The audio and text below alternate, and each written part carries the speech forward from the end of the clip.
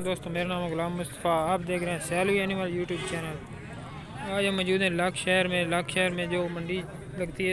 इस मंडी में कोई फीस वगैरह नहीं होती। दिखाते हैं आपको एक भेड़ जिसका सौदा हो रहा है। मालिक 35,000 डिमांड कर रहे हैं।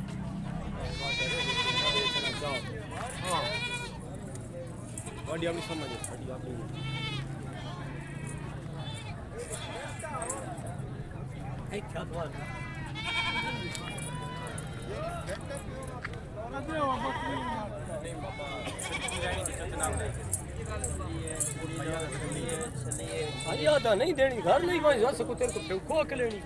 हां ये तो तेरा तू घर लाए अंदर डरता हो साथ को।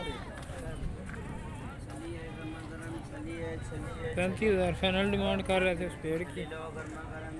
सौदा नहीं हुआ। कजली भेड़ थी माशाल्लाह, बहुत खूबसूरत कान। लक मोड़ में ये मंडी लगती है। इसमें कोई फ़ीस वगैरह नहीं होती। हर मंडी का आपको विज़िट करवाते हैं। वीडियो को लाइक शेयर सब्सक्राइब लाजमी कर दिया करें। ये भी एक बच्चा है बहुत खूबसूरत। 25,000 रुपये डिमांड इसकी कर रहे हैं हमारे।